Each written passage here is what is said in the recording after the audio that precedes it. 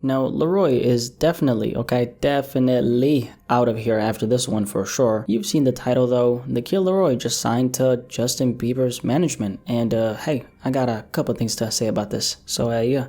Let's talk about him. Now, the kid Laroi. I think most people are familiar with Laroi at this point. A lot of us found Laroi through his affiliation with the late Juice WRLD. He started catching a lot of heat early last year. I'd say properly started taking off at the end of 2020 though, thanks to songs like So Done and Without You, which has been doing phenomenal numbers as of lately, by the way. This whole time of me analyzing Laroi, his career, what he has going for himself, I've been saying that he's probably going to be taking that pop route. That's the way I've envisioned his future, considering he's been doing so well with that style success-wise. His record Without You alone has single-handedly propelled his entire movement to the top in the matter of months, so it only makes sense. With this news right here coming out though, I think the prediction I've been making, it's looking like it's coming to fruition. Without You singer The Kid Laroi signs with Scooter Braun for management. Breakout artist The Kid Laroi has signed with Scooter Braun for management. Laroi joins Braun's All-Star SB Projects roster, which includes Justin Bieber, Ariana Grande, Demi Lovato, J Balvin, Dan, plus Shay and Tori Kelly, amongst others. Braun SBP President Allison Kay and General Manager Jen McDaniels are set to split management duties of the 17-year-old artist. Laroi, who hails from Australia and is signed to Columbia Records, catapulted to fame in 2020 after the release of his debut mixtape, F Love, and its hit single Without You, which has moved 1.7 million song project units since its debut in November 2020, according to Alpha Data. More recently, he has collaborated with Bieber for the song Unstoppable from his new album Justice, and released a remix of Without You featuring Miley Cyrus, which the two performed on SNL on May 8. Laroi was previously managed by Grade A Productions, the label that famously signed the late rapper Juice WRLD, who Laroi considered a mentor. Sources tell Variety that the competition to manage Laroi was stiff. Ron Lafitte, I think that's how you say it, of Patriot Management, Fred Williams, Ryan Tedder, and Adam Lever, who manages Cyrus and Lil Nas X, were in the run-in. Laroi signed with UTA for representation in February. Shout out to Variety for this great article, but it looks like Laroi had a lot of offers on the table, which is not surprising. He's very popular, he's doing very well, and anyone who gets the opportunity to manage him, I consider them blessed, mainly because he's been doing phenomenal, and the ceiling for the kind of music he's making, very high. He's literally gonna shoot up to the moon after this. But let's talk about it though. Laroi signing to Justin Bieber's management. Scooter Braun, Justin Bieber's longtime manager, this is who Laroi signed with. It looks like he has a bunch of other, I guess we could call it co-managers right under him, so they're going to be splitting the obligations for the management of Laroi, but Scooter looks like the main manager. And if you didn't know, by the way, this guy's like the Drake of managers. If I'm not mistaken, he's like the most successful manager in the music industry. Like the Variety article mentioned, he has some very heavy hitters on his roster, aka some of the biggest pop stars in the world. So considering the kind of trajectory Laroi is on as we speak, from a business standpoint, this kind of move makes a lot of sense. Up until this point, Laroi was managed by Grade A Productions,